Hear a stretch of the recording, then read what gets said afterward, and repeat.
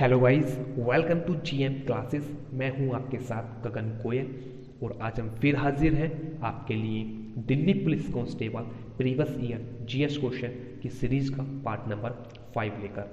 दोस्तों, अगर आपने अभी तक हमारे चारों पार्ट नहीं देखे हैं तो उनके लिंक आपको डिस्क्रिप्शन बॉक्स में दे दिए गए हैं और इस वीडियो की पीडीएफ के लिए आप हमारा टेलीग्राम चैनल ज्वाइन कर सकते हैं, जिसका लिंक भी आपको डिस्क्रिप्शन बॉक्स में दे दिया गया है। तो आइए बिना किसी देरी के चालू करते हैं, यानी कि स्टार्ट करते हैं। देखते हैं आज का फर्स्ट क्वेश्चन। हमारा फर्स्ट क्वेश्चन है, भारतीय संविधान का कौन सा अनुच्छेद धन विधेयक की परिभाषा देता है? तो option A article 46, option B article 110, option C article 72 या फिर ऑप्शन डी आर्टिकल 121। तो दोस्तों, आर्टिकल 110 जो है भारतीय संविधान का, वो हमें धन विधेयक की परिभाषा देता है। धन विधेयक यानी मनी बिल के बारे में हमें बताता है। तो आइए अब थोड़ा मनी बिल के बारे में जानते हैं। मनी बिल होता क्या है? दोस्तों, कोई बिल मनी बिल है या नहीं, ये केवल लोकसभा के स्पीकर के द्वारा ही तय किया जाता है कि कोई बिल मनी बिल है या नहीं। और मनी बिल को केवल राष्ट्रपति की अनुमति के द्वारा लोकसभा में ही लाया जा सकता है। मनी बिल को राज्यसभा में नहीं लाया जा सकता और राज्यसभा मनी बिल में कोई भी अमेंडमेंट नहीं कर सकती, वो केवल लोकसभा को सजेशन दे सकती है। और अगर 14 दिन तक राज्यसभा मनी बिल पर कोई एक्शन नहीं लेती है तो मनी बिल अपने आप पास हो जाता है और राष्ट्रपति भी मनी बिल को वापस नहीं कर सकते। वो केवल या तो मनी बिल पर सिग्नेचर कर सकते हैं या फिर उसे अपने पास रख सकते हैं। वो लोकसभा को इसे वापस नहीं कर सकते। क्यों? क्योंकि वो उनकी अनुमति के द्वारा ही लोकसभा में पेश किया गया है। आइए चलते हैं नेक्स्ट क्वेश्चन पर। हमारा नेक्स्ट क्वेश्चन है, इलाहाबाद का पुराना नाम क्या था? Option A Banaras, option B Avantika, option C Prayag, option D Pataliputra. तो जो इलाहाबाद का पुराना नाम था वो था प्रयाग, और जो आज की डेट में करंट नेम है इलाहाबाद का वो है प्रयागराज। तो आइए प्रयागराज के बारे में जानते हैं। तो प्रयागराज हमारा किस राज्य में पड़ता है? जो प्रयागराज है हमारा उत्तर प्रदेश राज्य में पड़ता है, और जो उत्तर प्रदेश राज्य की राजधानी है उसका नाम है लखनऊ, और जो उत्तर प्रदेश के मुख्यमंत्री हैं उनका नाम है योगी आदित्यनाथ, और जो उत्तर प्रदेश की गवर्नर है उनका नाम है आनंदीबेन पटेल। क्या? आनंदीबेन पटेल। और जल्दी ही में उत्तर प्रदेश न्यूज़ में था, इसलिए क्योंकि उत्तर प्रदेश के अंदर 800 किलोमीटर के लंबे हर्बल ग्रीन रोड बनाए जा रहे हैं। क्या? 800 किलोमीटर के लंबे हर्बल ग्रीन रोड बनाए जा रहे हैं। चलते हैं नेक्स्ट क्वेश्चन पर। हमारा नेक्स्ट क्वेश्चन है, उचित मूल्य की दुकान निम्नलिखित में से किसका स्टॉक रखती है? ऑप्शन ए अनाज, ऑप्शन बी चीनी, ऑप्शन सी मिट्टी का तेल, ऑप्शन डी सभी विकल्प सही हैं। तो दोस्तों, जो उचित मूल्य की दुकानें हैं वो अनाज, चीनी और मिट्टी का तेल सभी का मिश्रण, सभी का जो स्टॉक है वो अपने पास रखती है। आइए चलते हैं हमारे नेक्स्ट क्वेश्चन पर। हमारा नेक्स्ट क्वेश्चन है, किस दिल्ली सुल्तान ने टोकन मुद्रा को काफ़ी हद तक वर्तमान मुद्रा की तरह पेश किया? Option A Alauddin Khilji, option B Ghiyasuddin Tughlaq, option C Mohammad bin Tughlaq, option D Bahlol Lodi. तो दोस्तों, मोहम्मद बिन तुगलक ने टोकन मुद्रा को काफ़ी हद तक वर्तमान मुद्रा की तरह पेश किया। तो आइए अब थोड़ा मोहम्मद बिन तुगलक के बारे में जानते हैं। मोहम्मद बिन तुगलक हमारे तुगलक डायनेस्टी से बिलोंग करते थे। किससे? तुगलक डायनेस्टी से बिलोंग करते थे। तो तुगलक डायनेस्टी स्टार्ट किस ईयर में हुई थी? तो तुगलक डायनेस्टी 1320 से स्टार्ट हुई थी और 1413 ईस्वी में जाकर इसका एंड हो गया था। किसमें? 1413 ईस्वी में जाकर इसका एंड हो गया था। और मोहम्मद बिन तुगलक को तुगलक डायनेस्टी का रियल फाउंडर यानी कि वास्तविक संस्थापक बोला जाता है। किसको? मोहम्मद बिन तुगलक को। और जो तुगलक डायनेस्टी के लास्ट रूलर थे यानी कि अंतिम शासक थे, उनका नाम था नसरुद्दीन मोहम्मद शाह। क्या? नसरुद्दीन मोहम्मद शाह तुगलक डायनेस्टी के लास्ट रूलर थे। आइए चलते हैं नेक्स्ट क्वेश्चन पर। हमारा नेक्स्ट क्वेश्चन है जलियांवाला बाग हत्याकांड किस शहर में हुआ था? Option A Nagpur, option B Amritsar, option C Delhi, option D Kolkata. तो दोस्तों जो जलियांवाला बाग हत्याकांड हुआ था वो अमृतसर शहर में हुआ था। जो अमृतसर शहर है वो किस में है? वो पंजाब राज्य में है। और जो पंजाब राज्य के मुख्यमंत्री हैं उनका नाम है कैप्टन अमरिंदर सिंह। क्या? कैप्टन अमरिंदर सिंह। जलियांवाला बाग हत्याकांड में दो युवा नेता यानी कि जिनका नाम था सत्यपाल मलिक और सैफुद्दीन किचलू, उनको ब्रिटिश गवर्नमेंट के द्वारा अरेस्ट कर लिया गया था, जिनको प्रोटेक्ट करने के लिए बहुत सारे लोग जलियांवाला बाग में इकट्ठे हुए थे, लेकिन उन पर जनरल डायर ने गोलियां बरसा दी। इसने जनरल डायर ने गोलियां चलवा दी, जिसके कारण लगभग 1000 लोगों की मृत्यु हो गई और लगभग 2000 के लोग लगभग इंजर्ड हो गए। आइए चलते हैं हमारे नेक्स्ट क्वेश्चन पर। हमारा नेक्स्ट क्वेश्चन है बंगाल का विभाजन किस वर्ष में रद्द कर दिया गया था? Option A 1906, option B 1909, option C 1911, option D 1913। तो दोस्तों 1911 यानी कि 1911 ईस्वी में बंगाल के विभाजन को रद्द कर दिया गया था। तो दोस्तों क्वेश्चन ये बनता है कि बंगाल का विभाजन किया किस वर्ष गया था? तो बंगाल का विभाजन सन 1905 ईस्वी में लॉर्ड कर्जन के द्वारा किया गया था। इसमें बंगाल को दो पार्टों में डिवाइड कर दिया गया था, ईस्ट बंगाल और वेस्ट बंगाल। ईस्ट बंगाल में आपका ये बांग्लादेश वाला पोर्शन आता था और वेस्ट बंगाल में आपका यूपी और बिहार वाला पोर्शन आता था। आइए चलते हैं नेक्स्ट क्वेश्चन पर। हमारा नेक्स्ट क्वेश्चन है मध्यकालीन भारत में जामदानी बुनाई का सबसे महत्वपूर्ण केंद्र कौन सा था? Bengal, option C Punjab, option C Meerut, option D कोई विकल्प सही नहीं है। तो दोस्तों मध्यकालीन भारत में जामदानी बुनाई का जो प्रमुख केंद्र था वो था बंगाल, जो आज की डेट में पश्चिम बंगाल के नाम से जाना जाता है। तो आइए पश्चिम बंगाल के बारे में जानते हैं। पश्चिम बंगाल की जो राजधानी है उसका नाम है कोलकाता। क्या? पश्चिम बंगाल की राजधानी का नाम है कोलकाता। और जो बंगाल की जो मुख्यमंत्री हैं उनका नाम है ममता बनर्जी और जो गवर्नर है उनका नाम है जगदीप धनखड़। क्या? जो बंगाल के गवर्नर हैं उनका नाम है जगदीप धनखड़। जल्दी में बंगाल राज्य न्यूज़ में था, किस लिए? क्योंकि बंगाल में रेलवे ने फर्स्ट रेस्टोरेंट ऑन व्हील्स बनाया है। कहाँ पर? असिनोल रेलवे स्टेशन पर। असिनोल रेलवे स्टेशन पर रेलवे ने फर्स्ट रेस्टोरेंट ऑन व्हील्स बनाया है। और जो बंगाल राज्य था वेजिटेबल प्रोडक्शन में भी नंबर 1 स्थान पर आया है। किसमें? वेजिटेबल प्रोडक्शन में बंगाल राज्य नंबर 1 स्थान पर आया है। आइए चलते हैं नेक्स्ट क्वेश्चन पर। नेक्स्ट क्वेश्चन है प्रार्थना समाज किस धर्म के बीच एक सुधार आंदोलन था? ऑप्शन ए जैन धर्म, ऑप्शन बी इस्लाम, option C Hindu, option D बौद्ध धर्म। तो दोस्तों जो प्रार्थना समाज था वो हिंदू धर्म के बीच एक सुधार आंदोलन था। चलते हैं नेक्स्ट क्वेश्चन पर। हमारा नेक्स्ट क्वेश्चन है किस देश के साथ भारत उत्तर में भूमि साझा नहीं करता? ऑप्शन ए चीन, option B Nepal, option C Bhutan या फिर ऑप्शन डी म्यांमार। तो दोस्तों भारत म्यांमार के साथ उत्तर में भूमि साझा नहीं करता, क्योंकि म्यांमार जो है वो भारत के पूर्व दिशा में पड़ता है। किसमें? पूर्व में पड़ता है। तो आइए अब थोड़ा म्यांमार के बारे में जानते हैं। किसमें? म्यांमार के बारे में जानते हैं। जो म्यांमार की कैपिटल है उसका नाम है नई पैता, NAYPYITAW, नई पैता। और जो उसकी म्यांमार की करेंसी है उसका नाम है क्यात। क्या? जो म्यांमार की करेंसी है उसका नाम है क्यात। और जो म्यांमार है वो भारत के कितने राज्यों को टच करता है? जो बाउंड्री है वो कितने बाउंड्री टच करता है, कितने राज्यों के साथ? भारत के। तो दोस्तों जो म्यांमार है वो भारत के अरुणाचल प्रदेश, नागालैंड, मणिपुर और मिजोरम 4 राज्यों के साथ अपनी बाउंड्री को टच करता है। किस किस के साथ? अरुणाचल प्रदेश, नागालैंड, मणिपुर और मिजोरम के साथ म्यांमार अपनी बाउंड्री टच करता है। आइए चलते हैं नेक्स्ट क्वेश्चन पर। हमारा नेक्स्ट क्वेश्चन है उत्तरी भारत के पंजाब मैदान में निम्नलिखित का निम्नलिखित में से किसका वर्चस्व है? Option A duns, option B marg, option C doabs, option D granite. तो दोस्तों उत्तरी भारत के पंजाब मैदान में डंस का वर्चस्व है। किसका?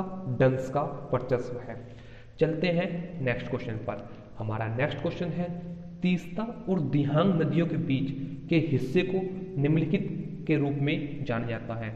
Option A Assam, option B Kumaon, option C Punjab, option D Kashmir और हिमाचल। तो दोस्तों तीस्ता और दिहांग नदियों के बीच के हिस्से को असम के नाम से जाना जाता है। तो आइए अब थोड़ा असम के बारे में जानते हैं। असम जो है, जो उसकी कैपिटल है उसका नाम है दिसपुर। जो असम के सीएम हैं उनका नाम है सर्बानंद सोनोवाल, और जो गवर्नर हैं असम के उनका नाम है जगदीश मुखी। क्या? जगदीश मुखी।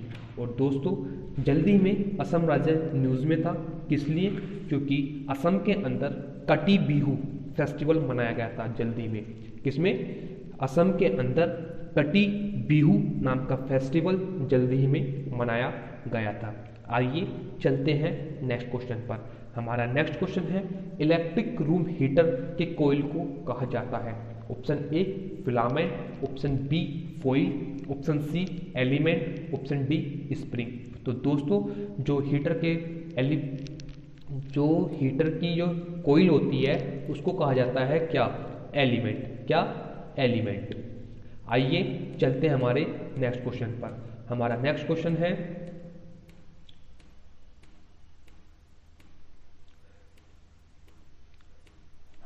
क्वेश्चन है गिटार के तार में किस प्रकार की तरंग उत्पन्न होती है? ऑप्शन ए अनुप्रस्थ तरंग, ऑप्शन बी स्थिर, ऑप्शन सी सतह, या फिर ऑप्शन डी कोई विकल्प सही नहीं है।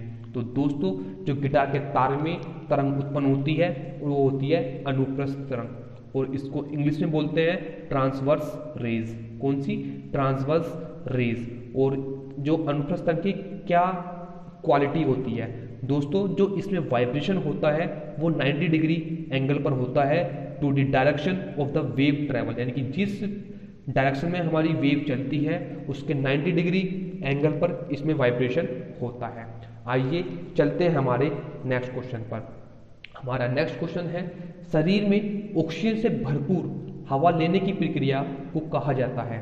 ऑप्शन ए सांस लेना, ऑप्शन बी सांस छोड़ना, ऑप्शन सी अन्वेषण, ऑप्शन डी कोई विकल्प सही नहीं है। तो दोस्तों शरीर में ऑक्सीजन से भरपूर हवा लेने की प्रक्रिया को हम सांस लेना बोलते हैं। क्या? सांस लेना। चलते हैं नेक्स्ट क्वेश्चन पर।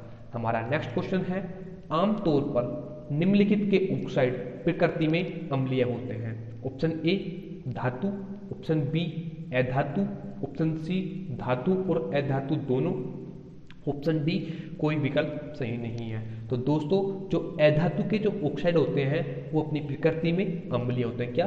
अम्लीय यानी कि एसिडिक होते हैं। आइए चलते हैं नेक्स्ट क्वेश्चन पर। हमारा नेक्स्ट क्वेश्चन है फॉस्फोरस को ऑक्सीजन के संपर्क में रोकने के लिए निम्नलिखित में से किसके साथ रखा जाता है? यानी कि फॉस्फोरस को ऑक्सीजन के साथ रिएक्शन ना करे, इसे रोकने के लिए हमें फॉस्फोरस को किसके साथ रखना पड़ता है? ऑप्शन ए मिट्टी का तेल, option B petroleum, option C पानी, या फिर ऑप्शन डी एक्वारियम। तो दोस्तों फॉस्फोरस को ऑक्सीजन के साथ रिएक्शन से रोकने के लिए हमें उसे पानी के साथ रखना पड़ता है, और पानी का जो केमिकल फॉर्मूला होता है वो होता है H2O। क्या? H2O। आइए चलते हैं नेक्स्ट क्वेश्चन पर। हमारा नेक्स्ट क्वेश्चन है आग पैदा करने के लिए निम्नलिखित में से कौन सी आवश्यक वस्तुएं हैं? कौन कौन सी आवश्यकताएं हैं?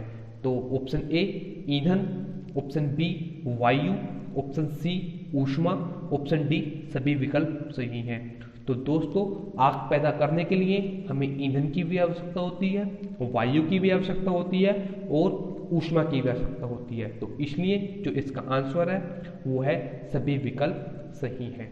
आइए चलते हैं नेक्स्ट क्वेश्चन पर। हमारा नेक्स्ट क्वेश्चन है भूमि जल स्तर के नीचे पाए जाने वाला पानी क्या कहलाता है? ऑप्शन ए जलभर, ऑप्शन बी भूजल, ऑप्शन सी अंतर संचरण, ऑप्शन डी नल का पानी। तो दोस्तों भूम जल स्तर के नीचे पाए जाने वाला पानी भूजल कहलाता है। क्या? भूजल कहलाता है। आइए चलते हैं हमारे नेक्स्ट क्वेश्चन पर। हमारा नेक्स्ट क्वेश्चन है, प्रधानमंत्री व्यय वंदना योजना को संचालित करने के लिए किस संगठन को एकमात्र विशेष अधिकार दिया गया है? ऑप्शन ए भारतीय जीवन बीमा Nigam, option B Bharatiya Sadharan Bima Nigam, option C National Insurance Company Limited, option D Oriental Insurance Company Limited. तो दोस्तों प्रधानमंत्री व्यय वंदना योजना को संचालित करने के लिए भारतीय जीवन बीमा निगम को एकमात्र विशेष अधिकार दिया गया है। किसे? भारतीय जीवन बीमा निगम को एकमात्र विशेष अधिकार दिया गया है। चलते हैं नेक्स्ट क्वेश्चन पर। हमारा नेक्स्ट क्वेश्चन है, किस राज्य सरकार ने माझी कन्या भाग्यश्री के लिए एक संशोधित नीति को मंजूरी दी है? Option A Jharkhand, option B Madhya Pradesh, option C Maharashtra और ऑप्शन डी राजस्थान। तो दोस्तों महाराष्ट्र सरकार ने माझी कन्या भाग्यश्री के लिए एक संशोधित नीति को मंजूरी दी है। तो आइए अब थोड़ा महाराष्ट्र के बारे में जान लेते हैं। जो महाराष्ट्र के सीएम हैं वो हैं आपके कौन? ये आप मुझे कमेंट बॉक्स में कमेंट करके बताइए। और जो महाराष्ट्र के जो गवर्नर हैं उनका नाम है भगत सिंह कोश्यारी। क्या? भगत सिंह कोश्यारी। और जल्दी में महाराष्ट्र हमारा न्यूज़ में था, किस लिए था? क्योंकि world largest plasma therapy trial जो चल रहा था वो चला था महाराष्ट्र के अंदर। कौन से प्रोजेक्ट के अंडर चल रहा था? ये चला था प्रोजेक्ट प्लेटिना के under. World largest plasma therapy जो ट्रायल चल रहा था वो महाराष्ट्र के अंदर चल रहा था।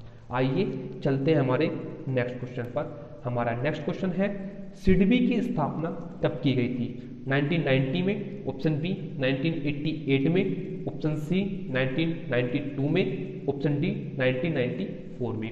तो दोस्तों सिडबी की स्थापना की गई थी 1990 में। तो आइए अब थोड़ा सिडबी के बारे में जान लेते हैं। तो सिडबी की फुल फॉर्म क्या होती है? सिडबी की फुल फॉर्म है small industries development bank of India. Small industries and development bank of India. और जो हेडक्वार्टर है सिडबी के वो है आपके लखनऊ में। और जो करंट में चेयरमैन है उनका नाम है मोहम्मद मुस्तफ़ा। क्या? जो मोहम्मद मुस्तफ़ा सिडबी के करंट में चेयरमैन है। आइए चलते हैं हमारे नेक्स्ट क्वेश्चन पर। हमारा नेक्स्ट क्वेश्चन है, असहयोग आंदोलन को बंद करने का कारण कौन सी घटना थी? ऑप्शन ए काकोरी षड्यंत्र, ऑप्शन बी चोरी चोरा की घटना, ऑप्शन सी जलियांवाला बाग हत्याकांड, ऑप्शन डी दांडी यात्रा। तो दोस्तों असहयोग आंदोलन को बंद करने का प्रमुख कारण थी चोरी चोरा की घटना। क्या? चोरी चोरा की घटना। तो दोस्तों यह घटना 4 अप्रैल 1922 ईस्वी को चोरी चोरा नामक स्थान पर घटित हुई थी। चोरी चोरा स्थान कहाँ पर है? गोरखपुर में। और गोरखपुर कहाँ पर है? यूपी के अंदर। इसमें क्या हुआ था? इसमें कुछ लोगों ने पुलिस स्टेशन में जाकर आग लगा दी, जिसके कारण कुछ पुलिस वालों की हत्या कर दी गई। तो इस कारण गांधी जी ने असहयोग आंदोलन को बंद करने का निश्चय किया। आइए चलते हैं नेक्स्ट क्वेश्चन पर। हमारा नेक्स्ट क्वेश्चन है, भारत का पहला उद्यान मकबरा किसका था? Option A Humayun, option B Shahjahan, option C Aurangzeb और ऑप्शन डी बाबर। तो दोस्तों जो पहला उद्यान मकबरा था वो था हुमायूं का। किसका? हुमायूं का। हुमायूं बाबर का बेटा था और अकबर का पिता था। किसका?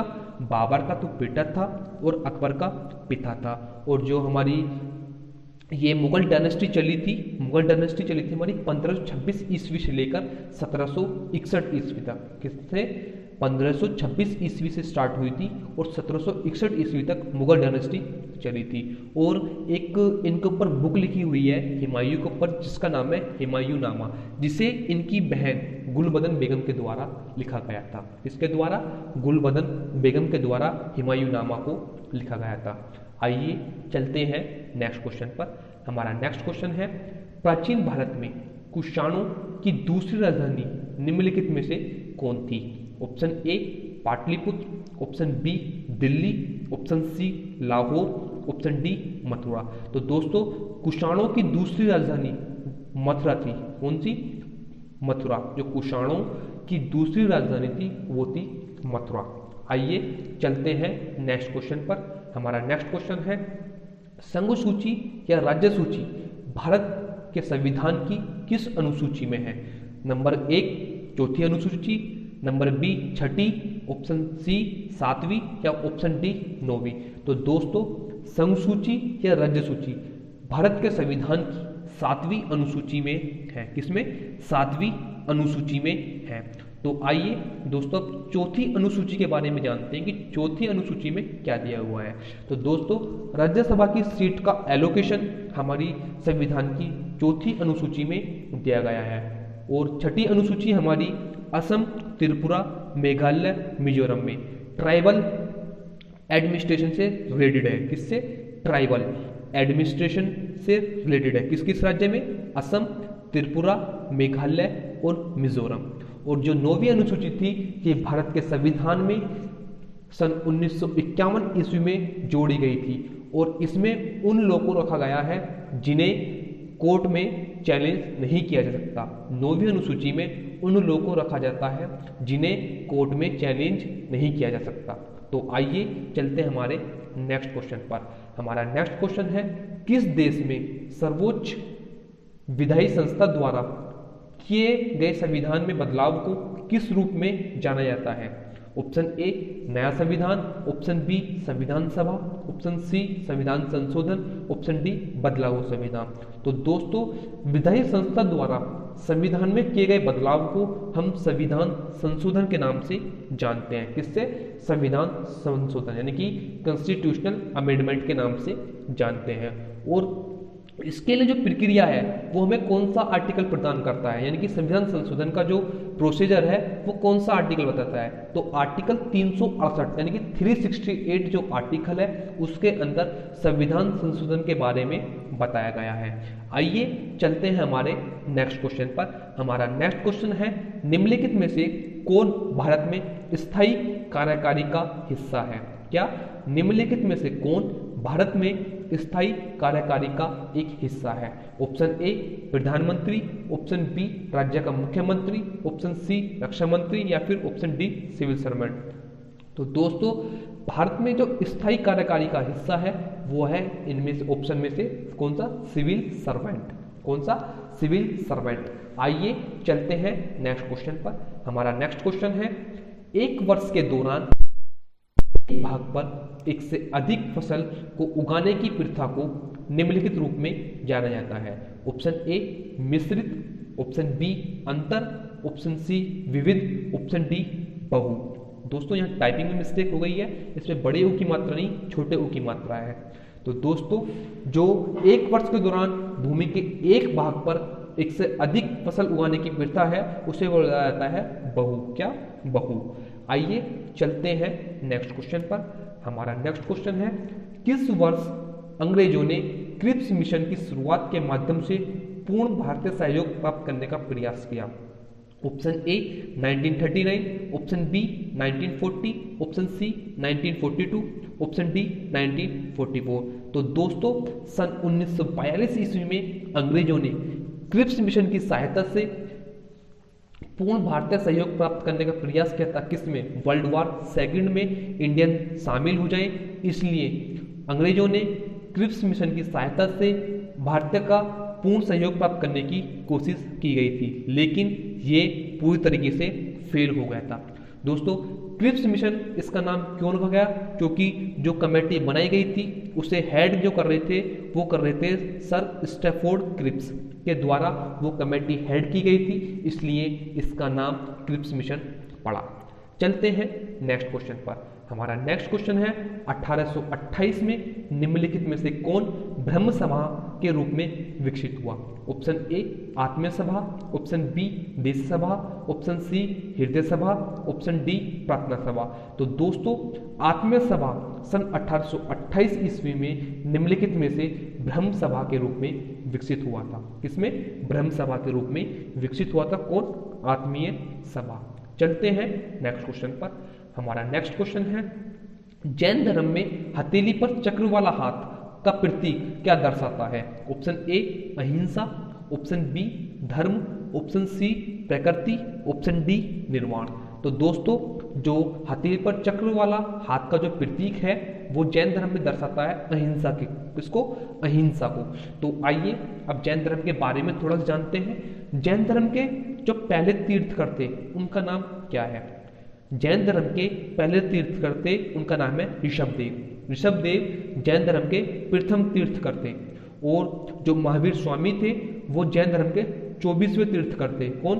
24वें तीर्थकर थे महावीर स्वामी, किसके? जैन धर्म के। आइए चलते हैं नेक्स्ट क्वेश्चन पर। हमारा नेक्स्ट क्वेश्चन है भारत का कुल क्षेत्रफल दुनिया के कुल भौगोलिक क्षेत्रफल का लगभग कितने प्रतिशत है? Option A 1.8, option B 2.4, option C 2.8, option D 3.2। तो दोस्तों जो भारत का कुल क्षेत्रफल है वो दुनिया के कुल भौगोलिक क्षेत्रफल का लगभग 2.4% है। कितना? लगभग 2.4% है।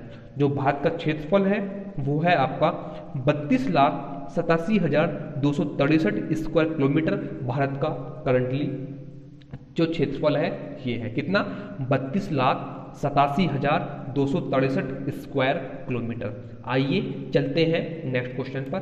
हमारा नेक्स्ट क्वेश्चन है उत्तराखंड, उत्तर प्रदेश, बिहार, पश्चिम बंगाल और सिक्किम निम्नलिखित के साथ समान सीमाएं हैं। यानी कि उत्तराखंड, उत्तर प्रदेश, बिहार और पश्चिम बंगाल और सिक्किम निम्नलिखित में से किसके साथ अपनी सीमाएं टच करते हैं? Option A Nepal, option B Afghanistan, option C China, option D Pakistan. तो दोस्तों नेपाल के साथ हमारा उत्तराखंड, उत्तर प्रदेश, बिहार, पश्चिम बंगाल, सिक्किम सभी राज्य अपनी सीमा साझा करते हैं। आइए चलते हैं नेक्स्ट क्वेश्चन पर। हमारा नेक्स्ट क्वेश्चन है किस मृदा को रेगुर के रूप में भी जाना जाता है? ऑप्शन ए जलोढ़ मृदा, ऑप्शन बी लैटेराइट मृदा, ऑप्शन सी शुष्क मृदा, ऑप्शन डी काली मृदा। तो काली मृदा को रेगुर मृदा के रूप में भी जाना जाता है। किसको? काली मृदा को रेगुर मृदा के रूप में भी जाना जाता है। आइए चलते हैं नेक्स्ट क्वेश्चन पर। हमारा नेक्स्ट क्वेश्चन है राष्ट्रीय जलमार्ग 1 इलाहाबाद को हल्दिया से जोड़ता है जिसमें कौन सी 3 नदियां शामिल हैं? तो दोस्तों ऑप्शन ए गंगा, नर्मदा तथा तापी, ऑप्शन बी गंगा, गोदावरी तथा कृष्णा, ऑप्शन सी गंगा, भागीरथी तथा हुगली, ऑप्शन डी नर्मदा, तापी तथा ब्रह्मपुत्र। तो दोस्तों गंगा, भागीरथी तथा हुगली रिवर जो है यानी कि 3 नदी कौन कौन सी? गंगा, भागीरथी और हुगली राष्ट्रीय जलमार्ग 1 इलाहाबाद को जो हल्दिया से जोड़ता है उसके बीच में पड़ती हैं। कौन कौन सी? गंगा, भागीरथी और हुगली। आइए चलते हैं नेक्स्ट क्वेश्चन पर। हमारा नेक्स्ट क्वेश्चन है कौन सा लेंस आमतौर पर इस पर आपतित होने वाले प्रकाश को अंदर की ओर मोड़ देता है? ऑप्शन ए उत्तल लेंस, ऑप्शन बी अवतल लेंस, ऑप्शन सी बेलनाकार लेंस, ऑप्शन डी कोई विकल्प सही नहीं है। तो दोस्तों उत्तल लेंस आमतौर पर इस पर पड़ने वाले प्रकाश को अंदर की तरफ को मोड़ देता है।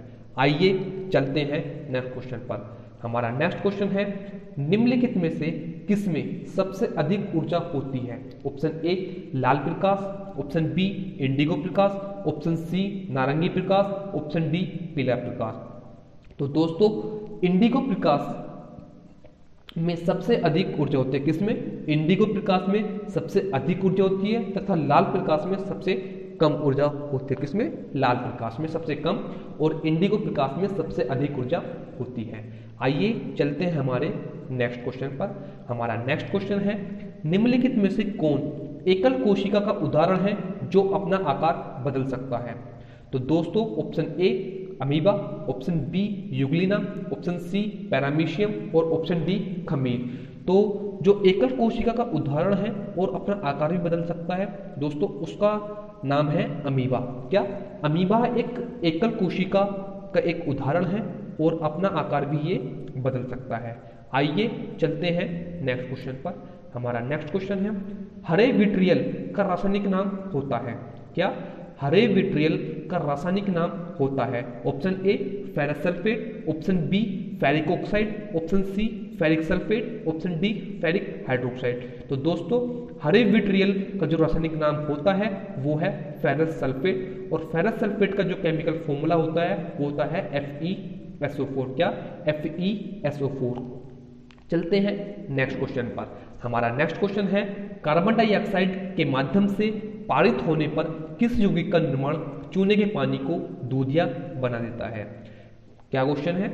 कार्बन डाइऑक्साइड के माध्यम से पारित होने पर किस यौगिक का निर्माण चूने के पानी को दूधिया बना देता है? Option A calcium sulphate, option B calcium carbonate, option C calcium bicarbonate, option D calcium oxide.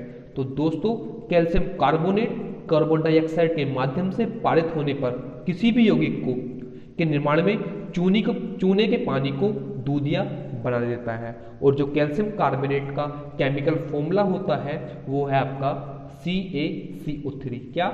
Calcium carbonate का जो रासायनिक फॉर्मूला है यानी केमिकल जो फॉर्मूला है वो है CaCO3।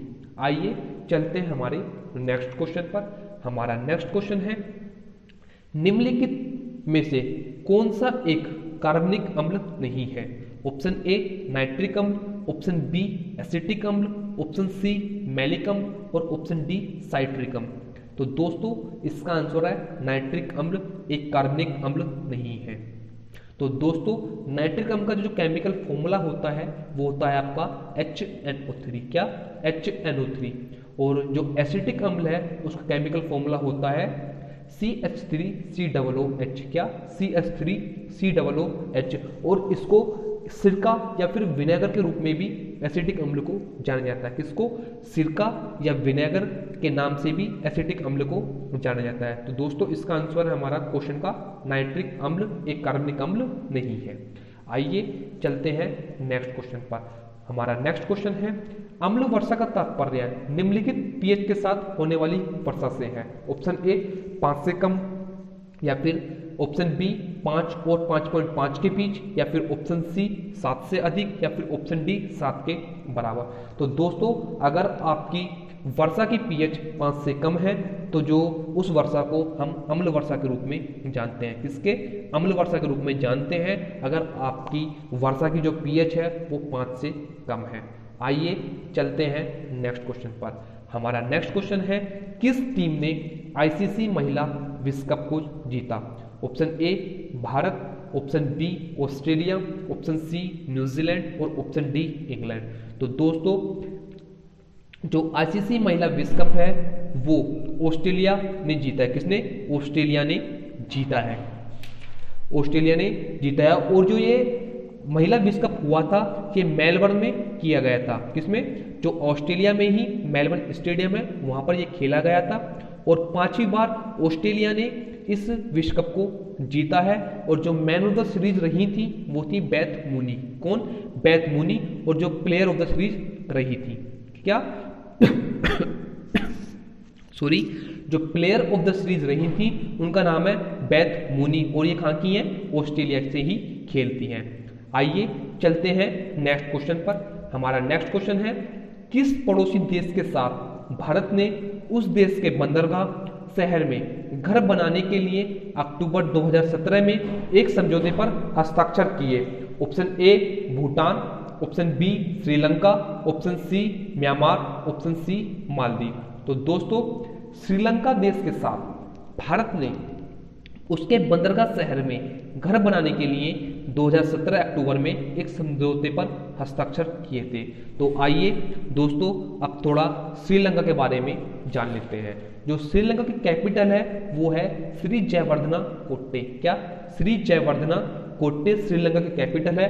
और जो श्रीलंका के प्राइम मिनिस्टर हैं उनका नाम है महिंदा राजपक्षे। क्या? महिंदा राजपक्षे। आइए चलते हैं नेक्स्ट क्वेश्चन पर। हमारा नेक्स्ट क्वेश्चन है 2017 ब्लू प्लेनेट पुरस्कार का विजेता कौन है? Option A James Henson, option B वेल्डनबरी, ऑप्शन डी वधाना शिव, ऑप्शन डी कोई विकल्प सही नहीं है।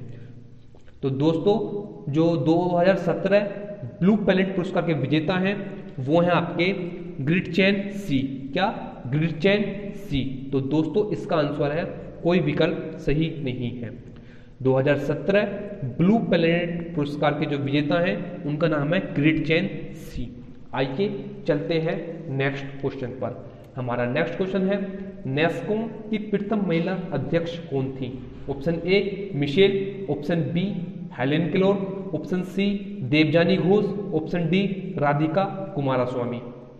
तो दोस्तों जो नेस्कॉम की प्रथम महिला अध्यक्ष थी वो थी देवजानी घोष, जिन्हें सन 2018 में प्रथम महिला अध्यक्ष बनी थी। जो आज की डेट में करंट चेयरमैन है नेस्कॉम के वो हैं प्रवीण राव। कौन? जो नेस्कॉम के जो करंट चेयरमैन हैं उनका नाम है प्रवीण राव। और जो नेस्कॉम कंपनी थी ये सन 1988 में एस्टेब्लिश की गई थी। कब? सन 1988 ईस्वी में इसको स्थापित किया गया था। आइए चलते हैं नेक्स्ट क्वेश्चन पर। हमारा नेक्स्ट क्वेश्चन है प्रधानमंत्री लद्दाख नवीकरणीय ऊर्जा पहल के तहत शुरू होने वाली पहली परियोजना कौन सी है? ऑप्शन ए विराज ग्रास में hydro power plant, option B Spiti घाटी में hydro power plant, option C दूध पृथ्वी में hydro power plant, option D Coorg में हाइड्रो पावर प्लांट। तो प्रधानमंत्री लद्दाख नवीकरणीय ऊर्जा पहल के तहत जो शुरू होने वाली योजना थी वो थी विराज ग्रास में हाइड्रो पावर प्लांट। क्या? विराज ग्रास में हाइड्रो पावर प्लांट। आइए चलते हैं नेक्स्ट क्वेश्चन पर।